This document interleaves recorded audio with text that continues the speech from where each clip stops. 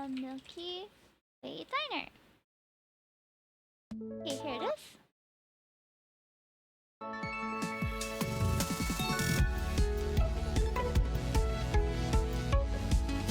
Da-dum, da-dum. Ah, so cute! Serena, Shiwu, sorry, Laro, Kael, Raza, Adar, Setan, Vega. Cook meals for your customers. Discover alien recipes. Make friends. And find love. Love at the Milky Way Diner. Okay, I'm excited to try this one. Right, let's see what Love at the Milky Way Diner is all about. Let's go. I have this already, so Love at the Milky Way Diner demo. Okay, see me starting up? I'm ready. I'm looking forward to the cooking part. Hi y'all, I'm having a fun time with the Steam Next Fest demos. Are you guys trying any on your own? Okay, let's see now. Setting. Full screen. Text speed all the forward time. All this should be fine. New game. Hi traveler, what is your name? My first name is Hime. My last name is Toki. Your name is Himetokki. You know what? Let's try a different name. Let's try Ayu Ojo. I feel like that would fit more in the alien world a bit more. Yes, Ayu Ojo. Thank you. Enjoy your journey. I rub my eyes, still feeling groggy and stiff from the time in the transport ship's stasis pods. I stare out of the ship's many windows and into the emptiness of deep space. I'm sitting in the observation lounge of Argo 24. Your best choice for inter-system travel, leaving the Helio system with prices that won't break the bank. Hello, can I graduate from school soon? Ah, congratulations, Neo! I hope you have a good graduation. There are far more glamorous methods for space travel, 5-star cruising ships with luxurious rooms and great meals, where you can spend a long trip between star systems in leisure and comfort. But comfort costs credits, and I'm pretty short on those. So it's budget travel and budget stasis pods for me, and the Argo spaceport is known for being especially no frills. The ship dips, and my destination comes into view. The Deep Space Station Hesperides, my new home. It's a sleek Aurelian design with habitat and docking wings orbiting the station's main superstructure. Deep Space? Love? He was gonna lose a lot of hours in this game. Spacecraft zip in and out and around the station like bees circling a hive. Unfamiliar alien designs and unexpected shapes. Thankfully, I was able to utilize an onboard sonic shower and freshen up before making my way here. My stomach rumbles and I pull out the complimentary juice box and small biscuits that were left by my pop for me to find when I woke up. I tear open the package and nibble on the slightly sweet and crumbly digestive. Have the overall volume to be down a little bit. It's a bit loud for me. Okay. The biscuit is plain and the strawberry juice box is warm, but it's my body's first solid food in 2 weeks, and it's a relief to my empty stomach. I watch as one of the smaller ships head towards a spot in space marked by blinking buoys. There's a flash as the ship speeds past them and into the wormhole, disappearing from sight. There are 4 other spots like this in the area around the Hesperides?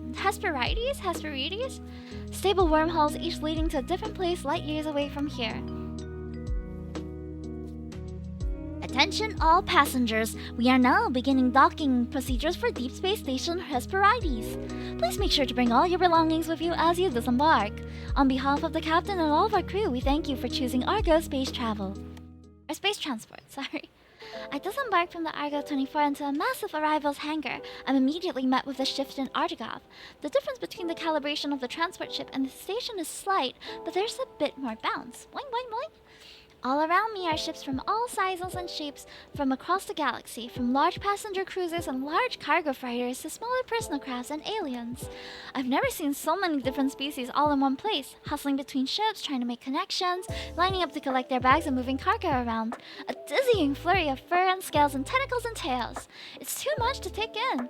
The Helio system doesn't really get that much interstellar tourism, so seeing other species is a rarity. But this is the Hesperides space station, gateway to the Theta sector and the fridge colonies therein. In this part of the galaxy, humans are the minority. I see empty hangar. Attention! This is the final boarding call for flight X-Ray 6B6 with service to Cache Raw 4. All passengers should now be on board at gate C32. Out of the way! A voice from behind me calls, and before I can react, I'm shoved hard to one side. I'm thrown off balance by the impact and I tumble forward, hitting the ground hard. My travel bag slid a few feet away from me on the metal floor. I look up just in time to see a Sketrion with a large backpack run and shove their way through the crowd. Hey, watch where you're going! Growls another voice as I heard footfalls jog toward me. The owner of the voice stops in front of me and crouches down to meet my eyes. Hey, are you okay? She says with concern in her deep voice. She's an alien, Atria. A deep voice? I don't know how to do a deep voice though. She had a worried look in her golden eyes. Pulling up next to her is a hover cart piled high with boxes. You're not hurt, are you? I'm okay. I might just have a bruise or two though. I say sheepishly as I rub my right elbow, which bears the brunt of the impact. Here, let me help you stand. She extends her large clawed hand towards me and I take it. She pulls me up with ease and I can't help but be slightly startled by her strength. Thanks. I say and crane my neck to look behind her, trying to spot my errand bag. Following my gaze, she turns around. Oh, don't mention it. She says brightly as she reaches down and grabs my two bags, throwing them both over one of her shoulders with ease. I'm Kaeo, by the way. She flashes me a toothy smile. Her teeth, her fangs! I'd seen Kae 3 in vids before or from a distance a couple of times on Mars, but this is my first time really meeting a member of their species up close like this. She's kind of cool.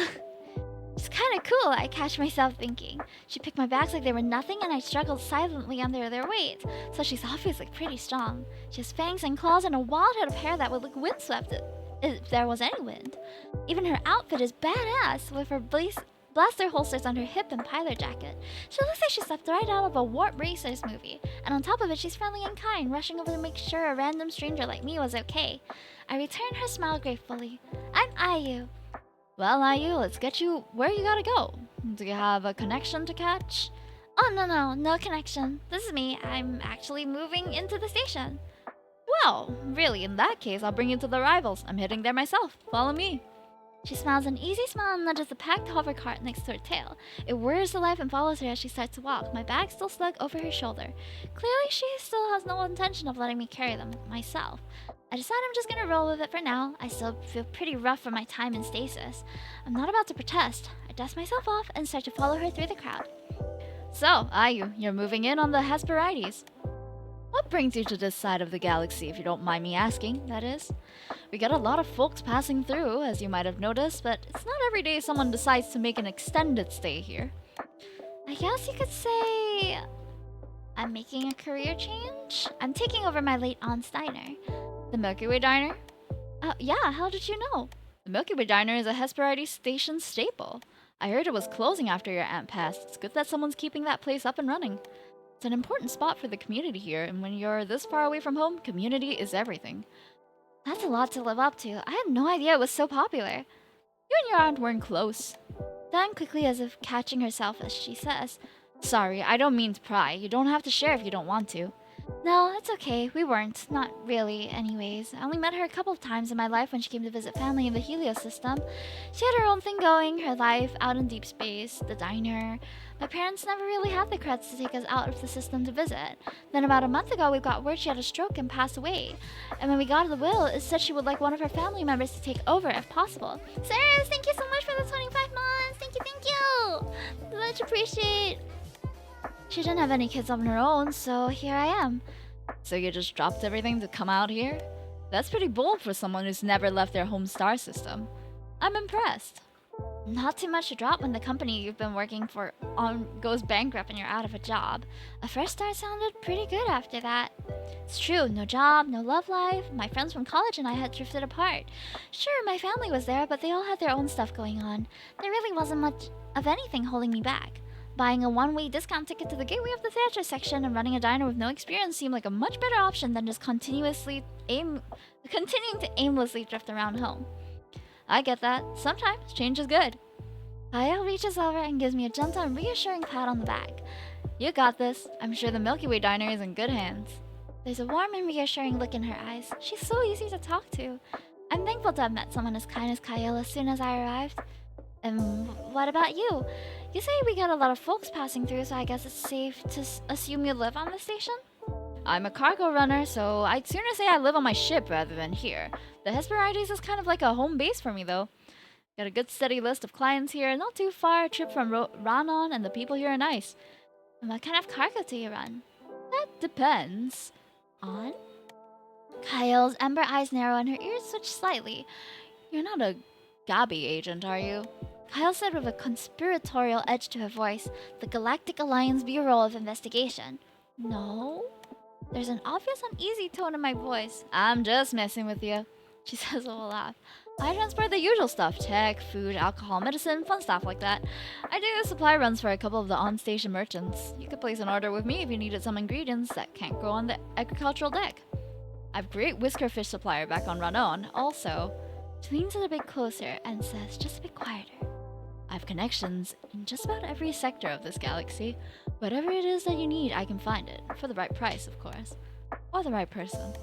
Kyle says with a wink and undeniably fully turned in her voice, am I being hit on by a kite tree right now? Kyle isn't exactly being subtle. I'm not necessarily surprised she'd be interested in a member of a different sapient species. After all, interspecies couplings aren't unheard of. People from different star systems have been living side by side for centuries. There was even a Martian drama series a few years back about a Naru and a human. I'm surprised she's interested in me. Flirt back! Let's get it! We got Riz chat! Hello, Hello chat! How you today? Oh, and how would someone like me, for example, go about becoming the right person? Well, you can start by letting me buy you a drink, and maybe who knows, I might just decide I like you. Decide you like me? So you haven't decided yet? I'm hurt. I say with a mock offense, putting my hands on my heart. Kaya lets out a chuckle. Maybe I just want to make sure I was right, to have a good feeling about you. Then I'll have to take you up on that offer, won't I? Maybe I'll even cook you something on the house to really win you over. Can Kite Tree eat pancakes? I feel like pancakes are diner food. And easy to make, I think of myself. We can. I've had them before and enjoyed them. I like sweet things. No wonder you had a good feeling about me then. Kyle's ears prick up a bit in surprise. For a moment, I think I might have caught her off guard. Damn, girl! We're rizzing her up! But she quickly recovers from a devilish smile. Because you're sweet? You said it, not me. Kyle chuckles and leans down slightly, so she's closer to my ear when she says, you got me there, sugar. Wah! Kyle literally purrs when she says the word sugar. How do you purr while saying the word sugar? Sugar. Sugar. Sugar. Sugar. I can't purr on command. I feel a tingle run up my spine and my face flushes deeply. Oh, she's good, I think to myself. She leans away from me with a knowing smile. I'll give you a chance to get your space legs before I rush you to the nearest bar. I'll be in port for a couple more days. I'll catch you once you're settled. Riz, yeah! Sheesh, girl! We stop walking, getting into the straight line leading to a kiosk manned by a human in a green uniform. Alright, here we are, she says, putting down my bags. Give me your palm pad. I'll add my contact. What's a palm pad? That way you can place an order with me if you ever need anything from the diner. And let me know when you're free for that drink, of course. If we're in the same system, and we can chat in real time. Otherwise, you shoot me a text or a voice message and I'll get back to you once it reaches me. I know how interstellar communications work, you know. I say with a laugh, handling her my... What is that called? Palm pad? This might be my first time out of the system, but I'm not totally clueless. I know, just a reminder.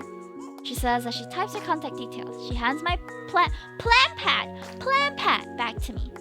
I notice we've made it to the front of the line now.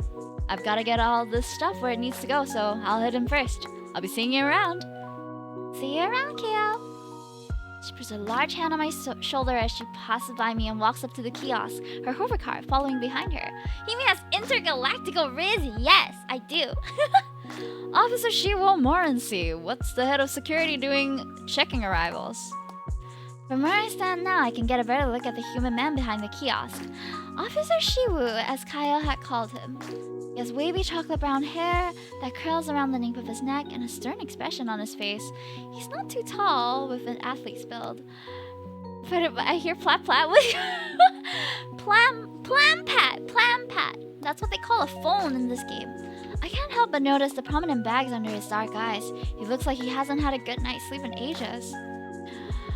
Officer Escort called in sick today, so I'm taking over his duties for now.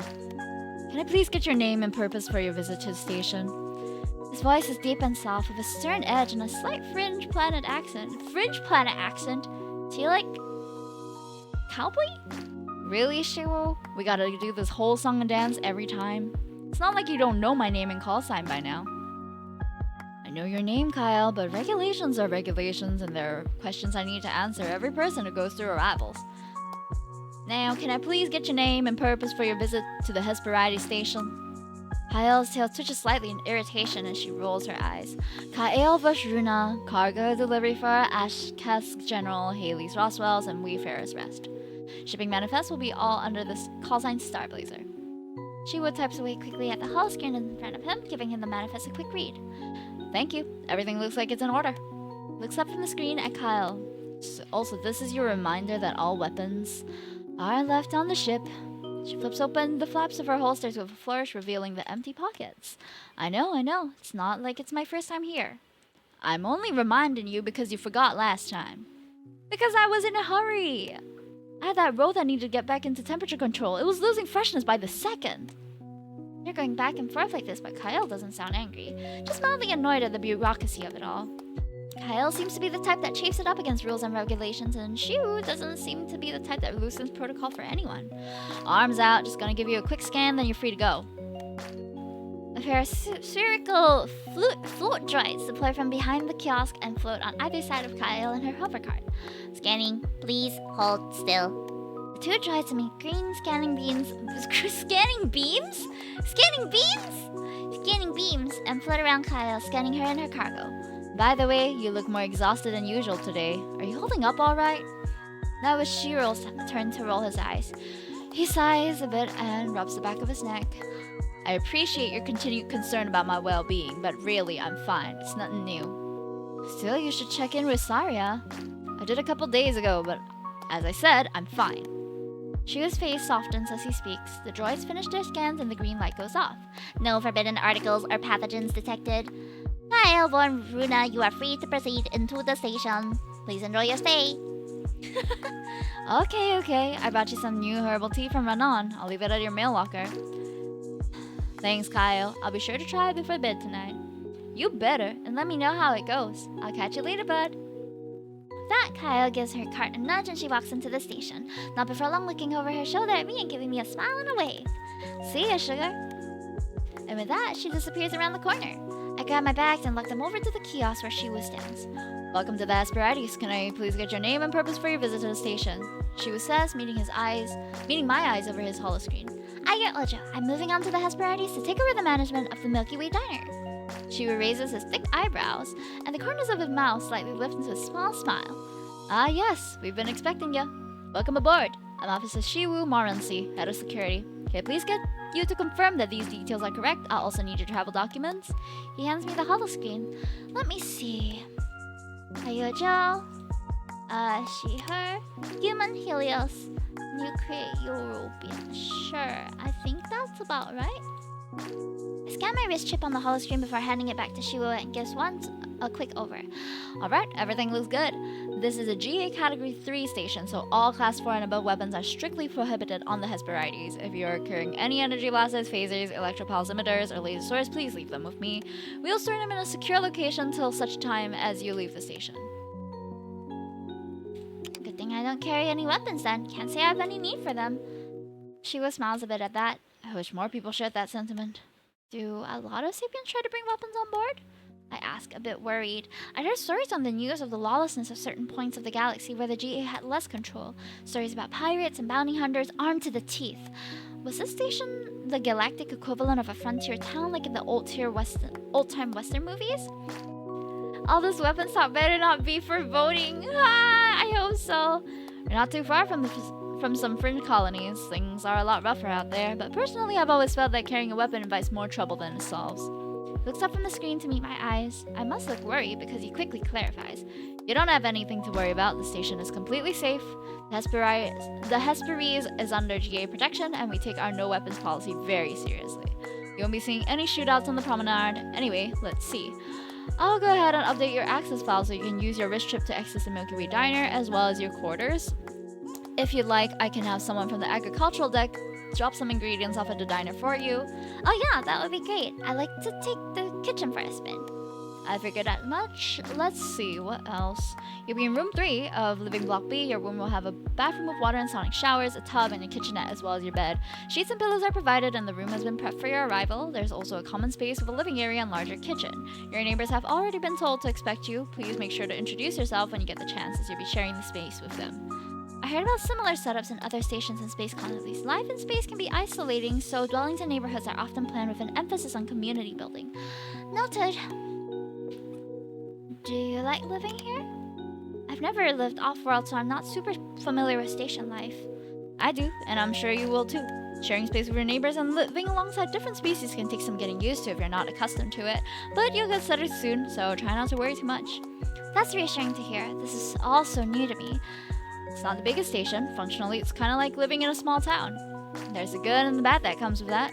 For example, once news got out that the Milky Way diner wasn't actually closing down and Cassie's family member was coming from Helios to take it over, let's just say you've been the talk of the town. Small town gossip is a thing even at the gateway to the theater section, huh? Pretty much, I'm sorry to say. She says with a shrug of his massive shoulder. Massive shoulder! He's built! On the bright side, you're the human that's bringing back a beloved station eatery, so I'm sure you'll receive a warm welcome as a result. Kyle mentioned earlier that the diner was pretty popular. Whoa. I'm hit by a sudden wave of vertigo. It's like the ground under my feet has given way. Whoa! I feel my eyes roll back to the back of my head and I crumple. I'm fully expecting to hit the ground for a second time in less than an hour, but the impact doesn't come. That was close. Hey, welcome back, Joy. Hi, Binary. Hi, Tilo. I hear Shiwa's voice, closer and softer now than it was before. My eyes flutter open and I realize why I'm not currently concussed. He caught me. Shiwa's face is only a handful of inches away from mine. This close-up, I'm struck. I'm struck by just how handsome he is. His hair falls into his eyes and his thick brows are knitted in concern. A slight frown from his soft-looking lips. Why am I gooning over everybody on this game? She's so thirsty! Oh my god! One of his hands supports his head, the other is wrapped around the small of my bag. He must have vaulted over the kiosk and caught me just before I hit the ground.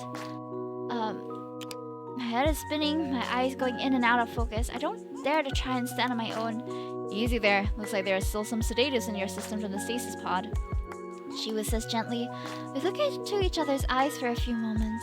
I find myself increasingly aware of the feeling of his hands under my back and head supporting my weight with ease. Is it just me, or do the dark circles under his eyes somehow make him look more handsome? I think to myself, she's so... I can't stand this MG, she's so funny. This is a future game visual novel. Yes, this is a space station setting. Oh, he's blushing! I notice a dusting of pink starts to cover his cheeks as he averts his eyes from mine. Do you think you can stand? I come back to reality, suddenly finding myself a bit self-conscious. Yeah, I think so. Thanks for catching me. All part of the job. Shu helps me stand, supporting me as I try putting weight on my wobbly legs. Thankfully, I feel the vertigo waning. Ugh, I feel awful. I say as he lets me stand on my own once again. I get my bearings as he walks back to his post behind the security kiosk. If sending consolation, you're not the first person to faint from cheap stasis sedatives. Still, you should head straight to the med bay once you've been scanned and cleared. Dr. Saria will take a look at you, and she can give you something to help as the drugs leave your system. So far, I've met 2 of the characters, and they're all very charming. I think the difficulty for me is voicing all these characters. Alright, arms out. No forbidden articles or pathogens detected. Ayojo, you are free to proceed into the station. Please enjoy your stay. I start to pick up my heavy bags. You can leave those here. I'll get a delivery bot to take your bags to your room. Just focus on getting to the med bay. It's on level 5. Takes a series of commands into the screen and a rectangular bot comes speeding around the corner and skids to a stop in front of me.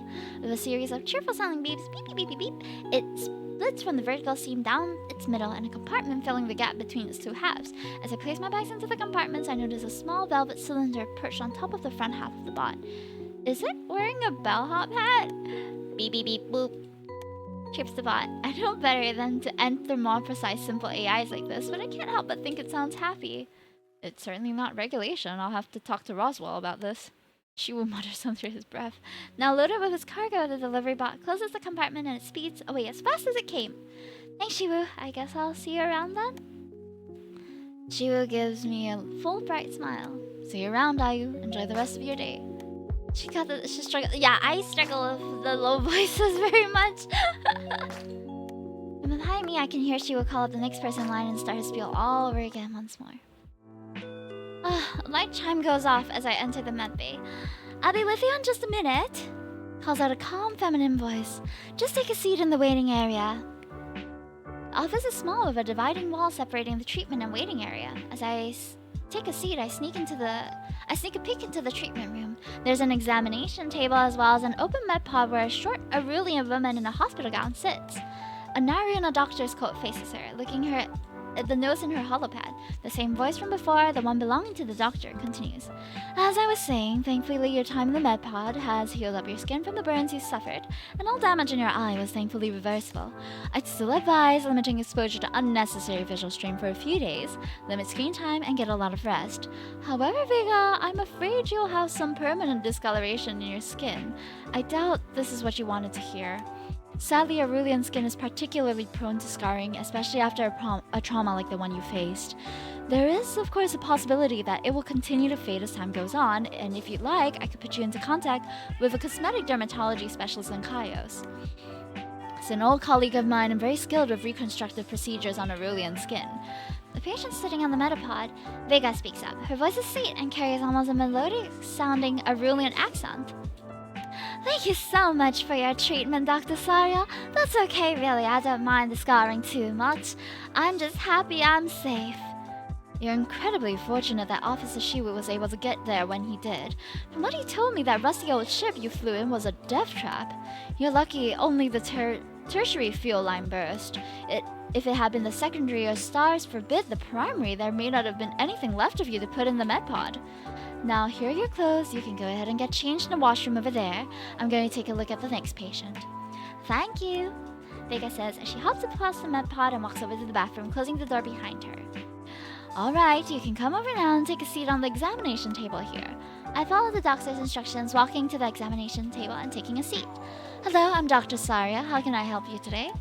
I'm Ayu, and I just got off a long-haul trip. I've been out of stasis for about 2 hours, but I've been feeling kind of off. A bit sore and dizzy, I have a headache, and I fainted earlier. I see, that's not good at all, Sarah says, typing notes into her holopad. How long did you spend in stasis? Did you fly in on a personal or mass transit craft? Mass transit, one of the Argo spaceline ships. Sarah winces and clicks her tongue in disapproval. That makes sense. The brand of sedatives that stasis that the Argo spaceship uses are outlawed in Naru space for this exact reason. I'm sorry you're feeling unwell as a result. She gives me a sympathetic look and taps a few more notes into her holobag before placing it on the table next to her. Lie back on the examination table. I'm gonna do a quick scan to check her vitals. I do as Saria instructs and lies down. She grabs the scanner and leans over me, and as she does, one of the tentacles on her hair falls in front of her face. She gently pushes it behind her pointed ear. I can see the chromatophores on her skin at the tip of her tentacle shifting, different shades of mostly coral pink, but looking closely, I can see undertones of blue and green. I know that Naru have chromatophores change color with their emotions, but I haven't learned what each color means. Sarah hovers the scanner over me and I do my best to stay still. After a few moments, it's over. Alright, Ayu, you can sit back up now. It seems like your body is still adapting to break down the process and process the last of the sedatives in your system. That's why you're feeling the lingering effects of what we call pod sickness. Sarah explains as I return to my sitting position. Shh. My cats keep on meowing. I can give you an injection that will speed up the process significantly. Since it'll be going to your bloodstream directly, you'll feel better much quicker. Are you okay with needles? They kind of freak me out. Needles kind of freak me out, to be honest. I say, a bit embarrassed to admit that even as an adult, I still have this childlike fear. I totally understand. Would you prefer a pill? It will still help, but not as quickly. You'll probably need to lie down for an hour or two for the drug to help your body flush the remaining sedatives. No, it's okay. I want to go to the diner and maybe do some cooking after this, so it's probably better if I go the more efficient route. I'll just have to tough it out. I'll do my best to make the process as comfortable as I can for you, okay? Okay, thanks, doctor. Sarah goes to the cabinet near the treatment area and scans her wrist Chip, I watch as she preps the needle, filling it with medicine from a vial. She places it on a tray next to some gauze and some sanitizing fluid. She brings the tray over, places it in a little rolling table by the examination table. Alright, Ayu, I'm going to do a quick swab here to sanitize, and... Zarya stops. She places her hand over mine, and in that moment I realize I'm so tense that I'm shaking. It's okay, you can relax. It'll be hard for me to find the vein if you're shaking like that. I'm not looking into Dr. Zarya's strange alien eyes. I feel a touch of her cool skin from the part of her hand that isn't covered by her glove. Her touch is cool and incredibly smooth. Let's do a little breathing exercise together. First breathe in and out, and count to 4 slowly.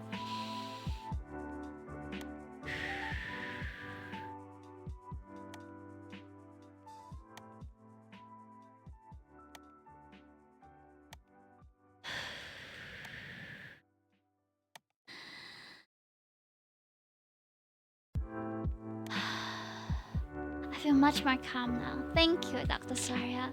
It's no trouble at all, Ayu. Do you feel like you're ready now? Yeah, I think so. Good. Here, you can hold on to this if you'd like. She holds me a soft jelly-filled stress ball, and I give it a few experimental squeezes. Hey, Greatest Chan, welcome in! Hey, yo! Hey, yo! We're playing Love at the Milky Way Diner today. We're doing a few of the Steam Next Fest demos, and this one is, I think, the 8th game that we've tried. But I only have about half an hour more, so we'll probably try like one more game before we end stream today. Long time no see! Yeah, it's been busy. How have you been? Are you trying out any of the Steam Next Fest demos? Zarya smiles and sanitizes the spot on my lower arm once again. I look at the ceiling so I don't have to see the needle go in. This is literally me at the doctor. Alright. Can you breathe in for me, please? And now out. As I inhale, Zarya swiftly administers the shot and then covers a small puncture with a little med patch shaped like a little yellow star. There we go, all done. You can lie back for a moment while the medicine does its work. I'm going to clean this up. I lie back down on the table as Zarya sets about putting her supplies away. So, you're Cassie's relative that's taking over the Milky Way Diner? Yeah. Officer Shiwu mentioned people on the station have been waiting for me to get here. We have. Welcome to Hesperides. How are you feeling now? Would you like to stand up? I get up off the examination table. The difference is startling. My headache and dizziness are gone. I feel much better now, thank you. I'm glad to hear it. Are you going to be heading to the diner now? Oh, yes, I'm starving. Officer Chiwa says he was going to ask someone from the agricultural deck to come by with some produce. I better head over there if I want to meet them. Sounds like a great plan. Maybe you can come by the diner sometime? I think I'll be open in a couple of days. I was planning on it. It would be nice not to have to cook every meal again. As I get myself ready to leave, Vega comes out of the bathroom.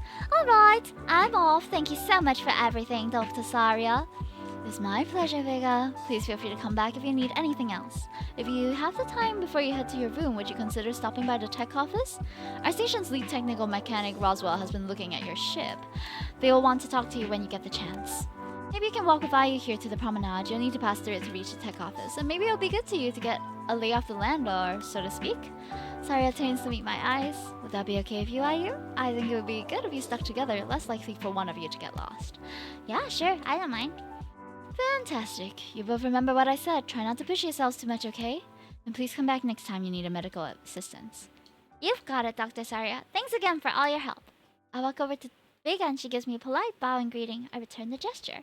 Hi, I'm Vega. She says, raising her hand in a small wave. I'm Ayu. Let's head out. I turn and nod my head to Zarya as we leave the Mappy. Goodbye, Dr. Zarya. Zarya smiles and waves us goodbye. So, how are you holding up? Sorry, I didn't mean to eavesdrop, but from what I heard, it sounded like you had a rough couple of days. Yeah, my starship had a malfunction while exiting the stable wormhole, unstable tertiary fuel line. I thought I could handle it on my own, so I tried to fix it myself, but she adjusted to the discolored side of her face. I might have overestimated my own abilities. Thankfully, I was still able to get a distress call out before something really bad happened. That must have been terrifying. Oh, it was. I really thought, this is gonna be it for me. Thankfully, Officer Shiwu and the rest of the rescue team were able to get to me super fast. I'm holding up pretty well, all things considered, just a bit stiff. I'm glad to be up and working. I know the feeling. I just got out from a 2-week stasis earlier this morning. Feels good to stretch my legs. Oh, I've heard those long haul stasis pods are super awful. Is that why you're in the med bay? Pod sickness? Yeah, they really are. I feel much better now, but I fainted earlier. Thankfully, Shiwu was there to catch me, I think to myself. As we walk through the hallways, I notice Vega staring intently at me. Is there something on my face? I ask and we stop walking for a moment. Oh no, sorry, I didn't mean to stare and make you uncomfy. It's just, I've never met a human in person before. Well, technically I met Officer Shiwu, but only briefly, and I was a bit busy trying to, like, not die. Well, you're the first Aurelian I've ever met, so I guess we're even. It's my first time out of my home system. Oh, my stars, me too! She says enthusiastically. I've met Naru and Sketchians and even a Katuri before, but never a human. It's not all that unsurprising, I think to myself. Travel visas to the Aurelian home system are notoriously hard to get a hold of, especially for humans. Vega leans in closer, staring intently at me with her shining red eyes. Up close like this, I notice a slight shimmer to her green skin, almost like she's wearing a light dusting of body glitter. Aurelians are a species, look like mythical creatures to us humans, like the Fae or elves or old Earth legends come to life. Their entire race was stupidly, stunningly beautiful by almost all human measure of conventional attractiveness. So, what's your impression seeing one of us in person? I asked, trying to mask my self-consciousness from being looked at so intensely. Your ears are kind of funny. They're round. Thanks. Do you want to touch them? Vika's eyes brighten. Can I really? I nod and lean in toward her, and Vika lets out a little squeal of excitement. Ooh! Gently, she runs the tip of her small green index finger along the outer helix of my ear. Does it tickle? Aurelian ears are really sensitive. Vika asks, a slight teal blush dusting her soft cheeks. Maybe just a little, but I'm okay. I pull away, standing back up straight. Vika continues to examine my face. Some Aurelians say humans are pretty ugly, but I don't agree with that at all. She muses matter-of-factly. I raise my eyebrow at her comment. I'm glad you don't agree, but I'd be lying if I said that wasn't a little insulting. Even a bit speciesist. One thing for species to have different beauty standards, but to say it like that... Well, what do humans say about us? How to answer that question? It's a weird quirk of evolution that Aurelians and humans happen to look a lot alike, but the histories of our civilizations could not be more different. The Aurelians were the first GA civilization to harness nuclear fission as an energy source, incredibly technologically advanced and ridiculously wealthy thanks to their resource-rich home planet of Aureli Prime and the 4 habitable moons. Humans, on the other hand, are best known for being the one and only species in the galactic assembly that somehow managed to screw their homeworld till it was no longer habitable through their own greed and stupidity. Sure, we managed to survive the collapse of our home planet and expand throughout our own solar system with the comparatively rudimentary technology we had developed, but we probably could never have even dreamed of achieving interstellar travel on our own. It's doubtful the GA would ever have reached out and made first contact with the primitive resource-poor residents of the Helios system had their hand not been forced. It was an open secret that the Aurelians tended to look down on our species more than any other. And as a general human consensus, Aurelians are a bunch of beautiful, rich snobs, blessed with ridiculous good looks and more resource than they could know what to do with. That your species is very beautiful. A bit full of yourselves, I think to myself, but don't say out loud. Thank you, she says, flipping her hair over her shoulder and flashing me a dazzlingly bright smile before continuing to walk. Oh yeah, I think definitely full of yourself. I follow her down the hall. So, where were you heading before your ship broke down? I wanted to get away as far from the Aurelian system as possible, so I figured the Theta section was a good bet. That makes sense. The Aurelian moons are all the way on the other side of the galaxy. Even with the help of stable wormholes, it will still be a 3 or 4 week journey to get here. You're not a criminal or something, are you? On the run from the law, headed to a fringe colony to lie low and plot your next big heist? Ah, no, nothing like that. I just felt so trapped back home. I guess you could say I needed some space? Was that supposed to be a pun? You didn't like it. I thought it was out of this world. What about you? Why are you here? Vega asks. You're looking at the new owner of and chef of the Milky Way Diner, I say with a proud smile. Oh wow, you're a chef? Do you serve human food? I've always wondered what you guys eat. I plan on it, but I've also liked to learn some recipes from other cultures. You should come by if you're still on the station when I open in a couple of days. Yes, please, I can't wait. I have not decided on a voice for Vega. By now we've reached the promenade and I can see the outside of the Milky Way Diner. It was a shop from like any other. on the promenade, but there was a window on the side with the diner's name painted on it in bluish green letters, which made it unmistakable. Speaking of the diner, this is me. Do you think you'll be able to make it to the tech office on your own from here? Yeah, I think I'll manage. Thanks for walking with me, Ayu. Do you think I could maybe get your contact on my palm pad? Is it palm pad or plan pod? The spelling is a bit inconsistent. Just so you can let me know when you open your diner. I promise not to bug you. Sure, Vega. Hands me a palm pad and I type in my name and contact info, then I add first human friend. She takes a palm pad and beams as she looks at the contact profile. You're really my friend now? She asks, hugging her palm pad to her chest. Yeah, I think so. Is that weird to say? Vega shakes her head, and I wondered if I imagined the cheer I saw welling in her eyes. No, not at all. I'll send you a message. Make sure to log me in as your first Aurelian friend too. She turns away from me and begins to walk off. Bye, you. See you soon. Vega shows me one last smile, and with that, she very nearly jogs away from me and around the corner towards the tech office. Wrist tablets, yeah. I scan my wrist chip at the door, and the diner unlocks. There is a slight chime as I open the door. The diner is small and cozy with a couple of booths and some countertop seating. Yumi's just rizzing up every living being she encounters. That's not me, it's the writers. The writers are making me Riz Lord 69 of this Milky Way galaxy. The kitchen is open and there's a door leading to the walk-in and office at the back. I walk behind the counter and explore the kitchen. Pots, pans, knives, and cutting boards all clean in their place. A few non-perishable ingredients are still on the shelves, but it seems like the walk-in was cleaned. Sanitation probably did so that nothing would start going bad. I ran my hand across the well-used countertop and let my mind wander. The sound of the door chime jolts me back to reality. Whoop! I turn around and see an Aurelian man in an orange worksuit standing at the doorway. He carries a large crate under his muscular arm. Excuse me, are you Ayu? Officer Shu asked me to bring some fresh produce from the ag deck around. Thank you for the water. His voice is surprisingly quiet. Oh, I have to change the voice then. Yep, that's me. Come on in. He gives a slight bow towards me as he walks in. You can go ahead and put the crate on the counter here. Thanks for bringing the groceries. What's your name? It's Ader. I'm a farmer on the agriculture deck. He says, placing the crate onto the counter. He removes a small potted plant with the heart-shaped leaves from the crate. I also brought you an Avernian mint plant. I thought maybe you'd like it. He extends the pot towards me and our fingers brush slightly as I take it from him. Oh! I take hold of one of the slightly fuzzy leaves and pluck it off the plant. Nice to meet you, Adar, and thank you. This is edible, right? Eat or not? And I place the leaf on my tongue. It tastes green. It tastes green? You can taste green? It's nice. Green is nice. Thanks again. This is so kind of you. It's no trouble at all. I place the little plant on the shelf by my cooking station, then lean over the counter to get a closer look at the contents of the crate. Look into the crate and realize with embarrassment that I don't recognize a single bit of produce. I shouldn't be surprised. This is a multi-species station, home to only a handful of humans.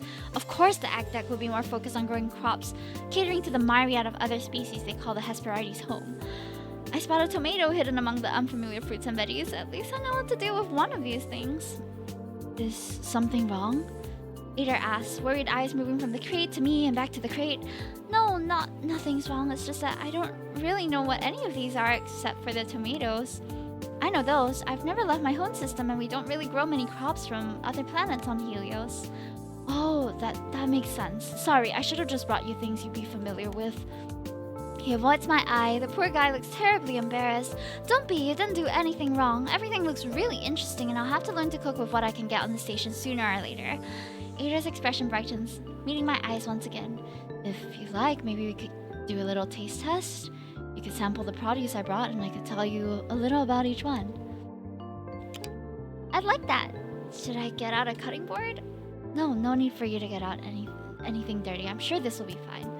Ader pulls out a small pocket knife from one of his overalls pockets. We sit across from each other at the counter and start to go through the box of fruit and vegetables. His voice is quiet, but his tone is more confident. Which one do I want to try first? Oh man, I really don't recognize anything in here. This one kind of looks like a hand with too many fingers. I say, pointing to the red-orange fruit. Yes, Getro chilies are freaky looking, but they're delicious. How are you with spice? I'm okay with it, but exactly how spicy are these? I'm not gonna destroy my taste buds, am I?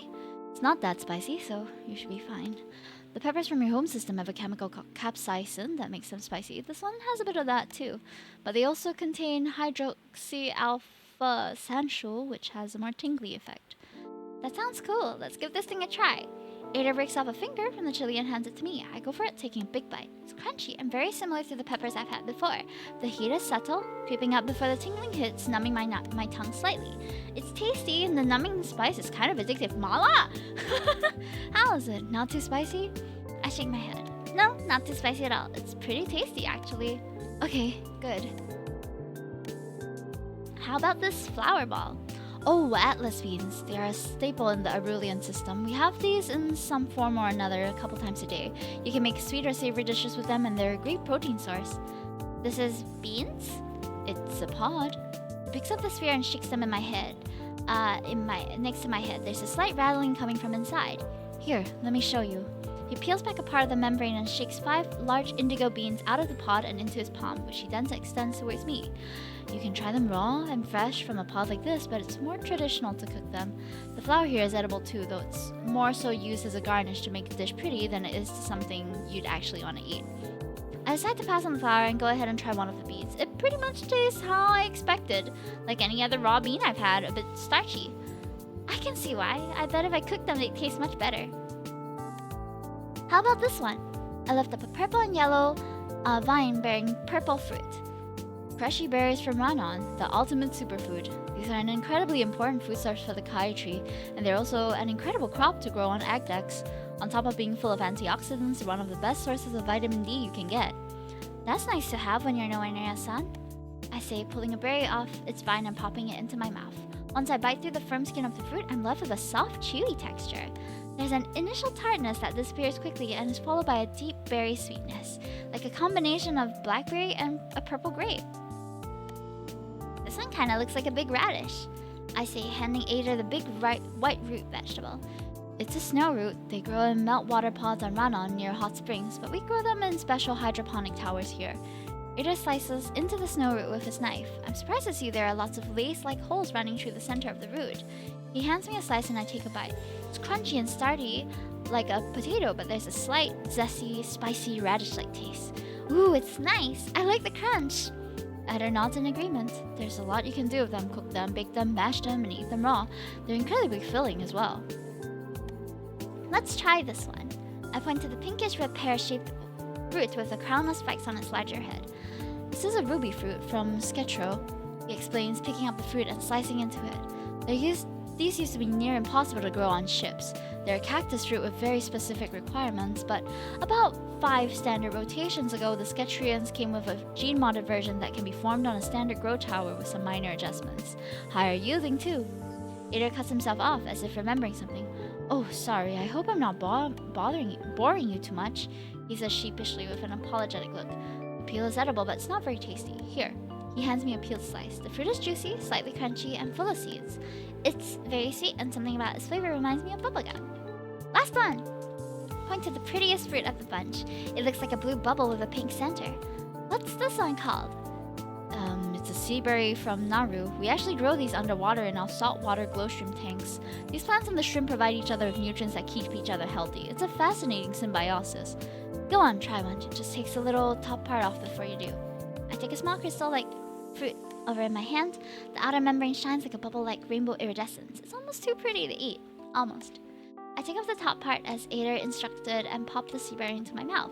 The moment my teeth breaks the outer membrane, I'm met with a gush of salty, slightly sweet water, followed by a sweet tropical and slightly floral taste of the inner fruit. That's so unique! So, which one did you like best? I liked the sea berry. Definitely the sea berry. It's so unique, and I love the mix of sweet and salty. They're so fun to eat. I could eat a whole crate of them. I'm glad you were able to find something you liked. Ada says with a smile. I think I want to try cooking something. It's about lunchtime. Have you eaten yet, Ada? No, but it's fine. You don't need to worry about me. I'm not really hungry right now. Ada quickly rises from his seat at the counter. He turns to start to leave, but as if betraying him, Ada's stomach growls loudly. His face darkens in embarrassment. Well, that settles it. I'm making out to lunch. It's the least I could do after you brought me all this stuff. Sit back down and relax. I tell him, and he sheepishly returns to his spot and sits down. Thank you, Ayu. Sorry for the trouble. Oh, no trouble at all. Let's see. Lunch. What to make? I think soup sounds nice and easy. How about something from my home? Tomato soup? Tomato soup sounds delicious. Okay, well, let's give it a try.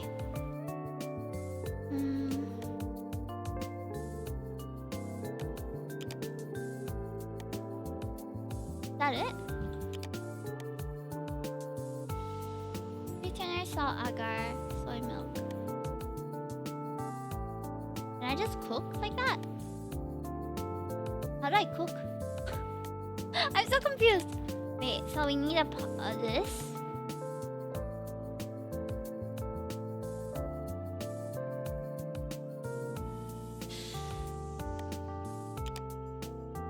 Oh, nice. Okay, I think that'll do it. I say, looking over my shoulder to my station. All the while that I've been cooking, Ader has been watching me. One elbow propped on the counter, his hand supporting his head. Of course, every time I looked over at him, he made a point to look literally anywhere else. Eventually, I just decided to pretend I didn't notice and focus on cooking. Feed him? Let's do that! Riz Master. I can't deny that I find him cute, soft-spoken, and easily flustered as he is. There's a part of me that wants to see him get flustered again. Here, try some and tell me if it's any good. I dip a spoon into the pot and reach across the counter, raising the spoon up to Ader's mouth. Ader's eyes widen in surprise, his cheeks flushing a deep teal. He stammers out, obviously flustered. Go on, give it a taste. I need you to tell me if I added too much salt.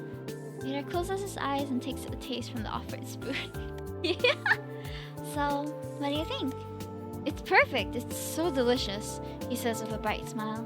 Good, I'm glad. Turn around, discarding the used spoon into the sink. I grab 2 green bowls and ladle soup into them till they're both full. I place one bowl in front of Ader on the counter, then I take my bowl, deciding to eat on the cook's side, standing and facing him.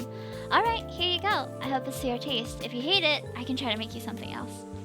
Something about Ader tells me he would never be the type to send food back, but still, I hope he likes what I made. Ader digs in, his eyes widen as he takes the first bite. This is delicious. I really like it. I'm the diner chef. You're sure? You don't need to spare my feelings. Ader nods and goes for another spoonful. I mean it. This is nice and comforting. I feel like I'll have a lot of energy after this for when I head back to the egg deck. That's great. I'm glad you like it. This is seriously delicious. Have you always been a chef? I've never worked as one professionally, if that's what you're asking, but I've always liked cooking. It always made me happy to see my family and friends enjoy the meals I make them. And seeing you enjoying this meal now, I feel like I made the right choice coming here. You know, your aunt once told me that she saw it as an honor to get to cook for people, and that made her glad to know that no matter how bad of a day someone was having, once they came into the Milky Way diner, they'd at least leave with a full belly and a better mood. I feel similar about the work I do on the egg deck. I notice you get pretty passionate when you talk about plants and stuff. Always love growing things. It's kind of like that happiness you said when you see people enjoy the food you cook for them. It makes me happy knowing the plants I take care of will go on to feed my community. There's so much warmth in his coral eyes. I can tell Ader means every single word. You're a really kind person, Ader. So are you, he says with a soft, kind smile. Together, we finish our food, chatting a little here and there, but mostly just enjoying the meal and each other's company. That was delicious. Thank you for lunch. Here, let me help you with the dishes. He grabs his bowl and gets some of his seat. Ader extends his hand towards my empty bowl, but I slide it out of his reach. He gives me a puzzled look. You're very welcome, but do you normally ask to help with the dishes when you eat out? I ask jokingly. Ader lets out a little laugh of amusement. No, but I'm not exactly a paying customer right now, am I? So let me give you a hand. He reaches for the bowl again, and this time I let him take it. He walks behind the counter and heads to the sink. I made this meal to thank you, but now I can't help but I feel like I owe you again. Dessert! Do you have room for dessert? I can quickly make something sweet. Don't worry about having to do more dishes. I'll put a load in the dishwasher before I lock up. I normally wouldn't say no, but are you sure you want to cook again? I also have to head back to the ag deck soon, so I don't think I have the time to sit and eat dessert. I was actually thinking I'd like to make something to bring to my block for my new neighbors. Nothing breaks the ice like free food. I'd like to make some for you as well, and you can take it with you to the ag deck for an afternoon snack. That would be really nice, and I'm sure they'll appreciate it. What's your favorite dessert? Maybe I can make that. Don't you think you're indulging me too much? Maybe I like indulging you. If I had to pick maybe summer cake. It's like an Arulian dessert, a simple sheet cake with sweet Atlas bean paste sandwiched in between 2 pieces. But if that's too much trouble, I won't mind. I'll just make whatever you want. It's alright, I think I can make that. Okay. What was that again? I think there's the flour. Okay, flour. The bean thingy. Which one's the bean one? Bean and cook. Something's not quite right. No! I think this. Oh no, I can't figure it out. Maybe it's just the beans? No, it can't just be the beans. Beans and sugar? No. Beans and buckwheat. Thickening agent, sweetener. What would be the right? Oh goddamn. How do I ask him again? I need to history. It's an Arulian dessert, simple sheet cake with sweet Atlas bean paste sandwiched between 2 pieces. 2 pieces of what? Okay, let's see first. 2 pieces of what? It's definitely a baking thing, right? Is it? Summer cake, Arulian dessert, simple sheet cake with sweet Atlas bean paste sandwiched between 2 pieces. 2 pieces of what? 2. I don't know, man. What? Guys, I thought I would have no problem doing this, but I'm having all the problems doing this. 2 pieces, 2 pieces. I assumed it was flour. Like, I was thinking of it like a what do you call it? The thing that Doraemon likes to eat. Oh no. I don't know. What if I just get stuck here? Is that like a hint or something? There's definitely Atlas beans and flour. Ah!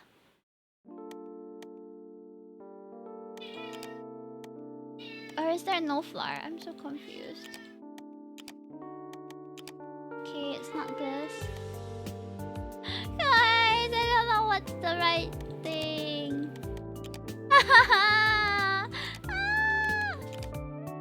Oh my god.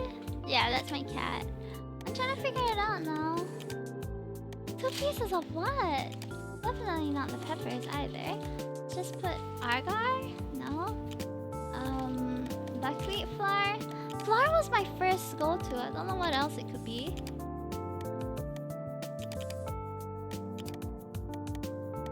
I've tried almost all the combinations of this. Summer cake, Arulian dessert, a simple sheet cake with sweet bean paste. A sheet cake, unless it's done in a different.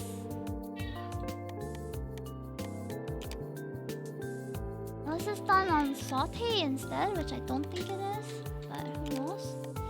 Guys, I'm stuck! Alright, well, I guess we'll have to stop here, cause is there help? I need help! I need help! I am can't you tell me? Yeah, it's definitely the beans, but there's one more ingredient and I can't seem to figure out what that is. I've already tried everything though. That's the weird part. Unless there's more to it. What do you need for cake? I'm guessing you need sweetener, maybe milk. Oh, okay. Okay, I did it after all. There were 4 ingredients. Oh, okay, we did it. After I finished cooking, I put the last of the dishes into the dishwasher and packed the desserts into reusable containers. I wipe down the counters quickly as I get ready to lock up. Thanks for helping me clean up, Ader, and for bringing those ingredients too. Here's a snack. I hope you like it. Anytime, Ayu, and thank you for lunch and this dessert. I should head back to the act deck now. What are you gonna do with the rest of your day? I think I'm gonna head to my room and take a rest, and maybe give these treats to my new neighbors if they're around. It's been a long day already, and the afternoon barely started. Together we walk out of the Milky Way diner, and I turn off the lights as I leave. We stand outside the diner at the promenade. Sounds like a good plan. You should take it easy. I'll see you soon.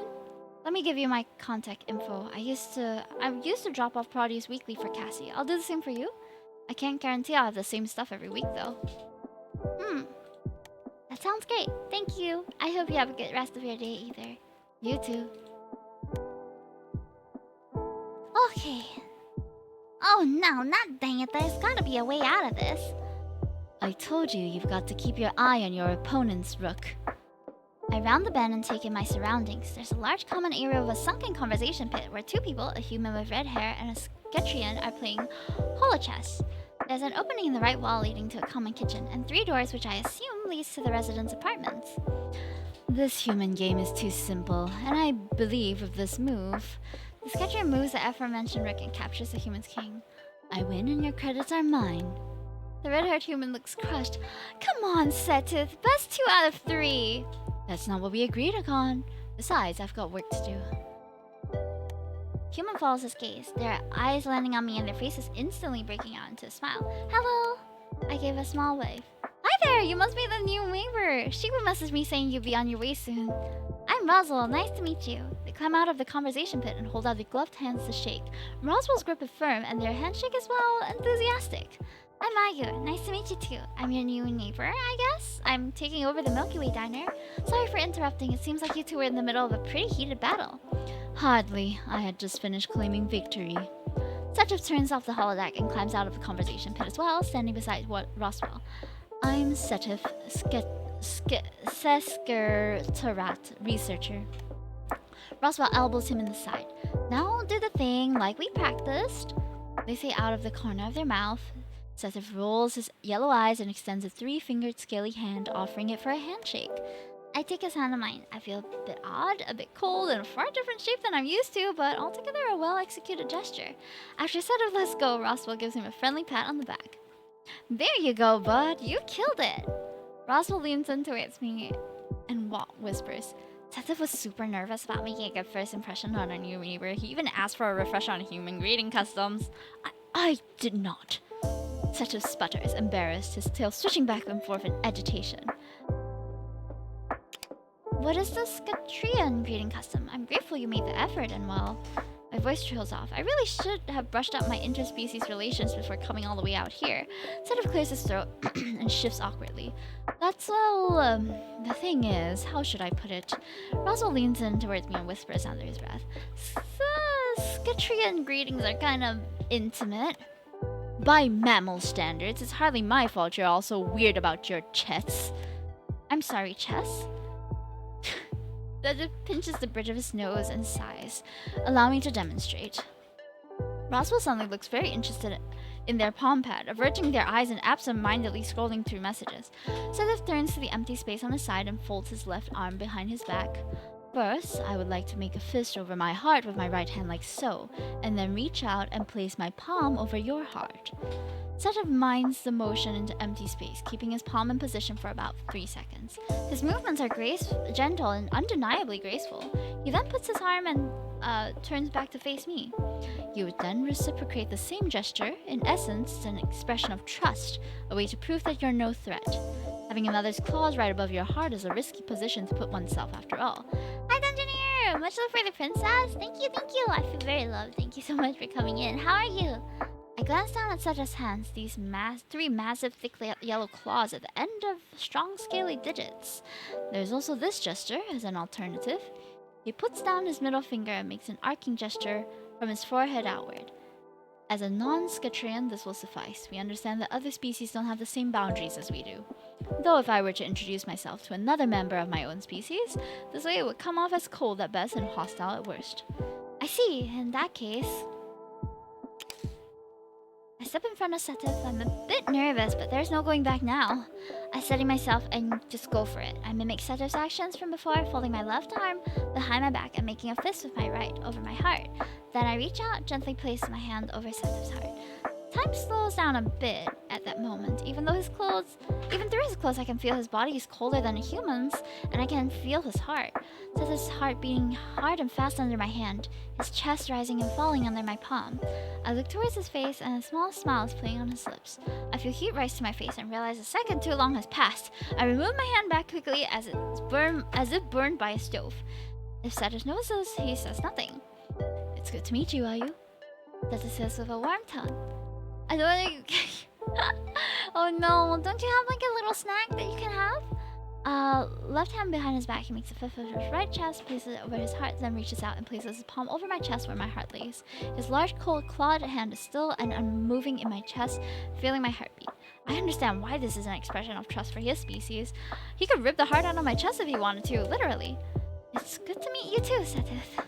After the 3 longest seconds of my life, Setith removes his hand from my chest. As if on cue, Roswell puts their palm pad back on their pocket. Ah, see what I mean? Intimate. Setith clears his throat. Anyways, welcome to Block 3. Yeah, welcome. How's your flight? Did it go okay? It's a long way from the Helios system. Are you from the Helios system too? Nope, I was born on the Caspar. That's one of the 3 original human extrasolar mobile space settlements, right? The 3 Magi, as they're called, are 3 massive ships that left the Helios system not long after first contact with the Galactic Assembly almost 2 centuries ago. Built with the help of the Assembly as a token of goodwill, the residents were the first humans to set out and join the galactic community. Lots of those original passengers ended up settling in established GA colonies. Some would go on to settle on fringe planets, but a significant population decided the ships were their home now. They would journey on and explore the galaxies as generations passed. I remember the first time I took a long-haul transport off to Caspar. It was budget, of course, and I felt like I had the worst hangover for days after being in the pod. The same thing happened when I was traveling to Hesperides. I went to the Milky Way diner feeling like literal death, and Cassie made the most amazing soup, and poof! I felt better than ever! I swear, it was like... Russell stops mid-sentence, seemingly remember in that moment that Aunt Cassie is gone. They shake their head and blink back the tears that start to form in her eyes. Your aunt was a real great lady. The Milky Way diner means a lot to us here. It really is great that you're carrying on that legacy and keeping it open. How are you? What kind of question is that, engineer? Says a nod to Sat solemnly. She really was something. I ate pretty much all my meals there. We both did. Nothing beats Cassie's fried spiny bugs. Spicy fried spiny bugs! Cassie's cooking was indeed very good, but that dish is simply a waste of perfectly good spiny bugs. No, it's not. Fried spiny bugs are literally my second favorite food item of all time. What is it you humans like to say? You could deep fry circuits and they would all taste good? All you're tasting is oil, salt, and starch. You can hardly taste the delicate flavor of the meat and they're all that better. I personally prefer them simmered. Hi Sarah, welcome in! We're playing Love at the Milky Way Diner. Yeah. This will be the last demo that we're doing for the night. Oh, thank you for the water. I just had a nice drink. Thank you so much. I'm sorry, spiny bugs. The name sounds vaguely familiar, but as for what they look and taste like, I'm drawing a blank. Really haven't left the Helios system. They're huge out here in GA space and in the colonies. Good night, good night, good night. It's already 10, yeah. Super tasty. Much more substantial than the crickets you get in the Helios system. You'll love them. Cassie once says they kind of taste like lobster, which I've never had, but I think it's supposed to be good. They're a specialty from my home planet. Adar breeds them on agricultural deck. You can ask them... Adar? Adar. You can ask him to bring you a couple. That's good to know. I'm actually kind of curious. I bet they taste great fried and spicy with something to dip them in. Now you're talking. You gotta make us some sometime. I'll do my best, although I can't guarantee the result will be as good as Aunt Cassie's. I'm sure they'll turn out great. Certainly better than anything I can make. That's not saying much. Roswell is an absolutely abysmal cook. Harsh. And the truth, sadly. I can fix any piece of tech you put in front of me, but I have no idea how to put a decent meal. I've been living on instant food since the diner closed. You'll be seeing a lot of me after you open up shop. Before I forget, I made you guys some sweets. Oh, thank you. You shouldn't have, really. Come on, man. Just say thank you and move on. How was I supposed to know you don't do sweets? Oh, shoot. Sorry, I didn't think of that. Hi, Paja. Welcome in. Roswell gratefully takes the containers from me with an apologetic smile. Sorry about him. It's fine, Ayu. Don't worry about it. I'll happily eat his share. Roswell smashed their fingers as if something just came to them. Oh yeah, I almost forgot. I have a welcome present for you too. present? Yeah, well, just a little welcome to the neighborhood gift. Roswell leans down and grabs the small duffel bag that was sitting on the couch. They dig around for a moment before pulling out a lumpy ball wrapped in festively patterned reusable cloth and handing it to me. Oh, thank you. Should I open it now or later in my room? Definitely now. I want to see the look on your face. Yes, I too am rather curious to see how would you respond. Alright. Is that a Furby? It's a robotic yellow eyes click open and I flinch, almost dropping the contraption. Ooh! Whoa, easy there. I steady myself and take another look at it. Some kind of pet bot? The kind that's pretty popular with kids, but it's not any creature I recognize. Do you like it? I know it can be hard adjusting to a new place. I found this little cutie in a box of cage tree scraps KL brought me from Ranon and fixed them up to keep you company. They're supposed to be a rune, well, a cartoonish interpretation of one. KL said they were super popular in her homeworld when she was a cub. Don't hold back. I told Roswell it was a bit of a juvenile idea. It was just another word for fun. Anyway, be honest. The little robot starts to let out a slight rumbling mechanical purr. There's no denying the sound is comforting in its own way. I love it. It's really cute. A bit creepy, but cute. Creepy cute. Exactly. Seth shudders. It stares into your soul. Right into your soul. That's part of the rune's charm. KL told me in the wilds of Renan they immobilize their prey with their stare. Thank you so much, Russell. This was so thoughtful of you. I really do love it. Yeah, I used to have a small Furby as well. Aw, so cute. I had a feeling you'd be a fan. I'm more than a fan. This little cutie and me are gonna be the best of friends. Hearing that, the little pet bot rune starts purring even more. What does it do? Well, it's got a basic AI. It will respond if you pet it or pick it up or talk to it. It can give off a little heat too. You can ask it for the weather. What weather? We live on a space station. Okay, fine. It will tell you the weather if you take it planet side or the news. They make a pointed glance at Seth, which is relevant everywhere. It's even got a built-in speaker function so it can play your music. All of which the AI assistant built into your living quarters can do. Yes, but you can't cuddle the living quarters AI. No, you cannot. Score 1 for the rune. If you ever need any maintenance on it or anything else, just give me a shout. I'm the head tech on the Hesperides. If it's broken, I can fix it. Oop. Speaking of which, duty calls. Alright, back to the office and the lab for you guys. Why don't we all head to Wayfarer's Rest for drinks tonight? A little welcome party for our new friend. Okay, that sounds really nice. I can't wait. Right. Walk over to the door of room 3 and scan my wrist chip. The door slides open and I take my first steps into my new home, carrying the rune in my arms as it continues to purr away. My bags were left in the sunken entry of Clove, placed carefully by the delivery bot from earlier, I presume. I remove my shoes and take a look around the room. It's cozier than I expected it to be. There's a bathroom and a little kitchenette, as she would describe. There's also a sleeping nook with plush-looking sheets and a warm golden... This is making me want to go to sleep, guys. It's time for Hime to go to bed. Finally, there's a surprisingly large window looking out into space. I can see the distant blinking sights of one of the stable wormhole entrances and an occasional flash of starships zipping by. It's peaceful. I place the little room pet bot on the shelf by my bed. The little robot eyes blink a couple of times, looking around the room. Sikabo! A little voice calls from the inside the pet bot. Those speakers crack a little with age. What the? Take a seat on the bed and lean in until I'm eye level with the rune. Vasha voz rash nolka? The little robot creature's ears move up and down as she looks at me. Are you speaking Kaitree? Sakaba! I don't speak Kaitree, sorry little buddy. Kaish Vasha! The rune closes its eyes for a few moments and rumbles a little. When its rumbling stops, it opens them again. Language patch updated to Galactic Assembly Standard Dialect. Hello, friend. What is your name? It's Ayu. Hello, Ayu. Is there a name you would like me to respond to? I want to call you... Cutie. Okay, I'll go by Cutie from now on. Do you want to play? Maybe some other time, little buddy. I want to take a nap. I say, peeling off my traveling clothes and flopping onto the bed. Somehow, it's even comfier than it looked. I crawl under the covers and let out a contented sigh. Lights off, I call out, and the lights of my room switch off. I turn over in bed and look at the little rune's glowing eyes. Can you wake me in a couple of hours? Of course, my friend Ayu. Sweet dreams!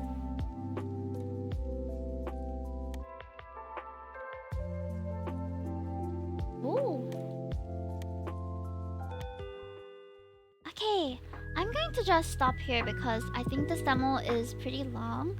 But this is Love at the Milky Way Diner. If you want to see what happens with the main character as well as her love interest, you can consider wishlisting it and also giving the demo a try. That will be the end for today, actually. We have played about 8 different demo games. This one took a bit longer than expected. So the ones we tried were A Stranded Spark, Clock Rogue, Lost But Found, Mushroom Musume, Sweep Maiden, Novus Orbis, Social Warfare, Vibrant Frame, as well as Love in the Milky Way Diner. There are a few more that I want to try, so I might make some time, maybe Saturday night or so, to give it a go, but we shall see. I have way too many games that I want to try, like, guys, it's too many. Hold on. Where's my Hime's hideout? Yeah, here it is. Sorry, wrong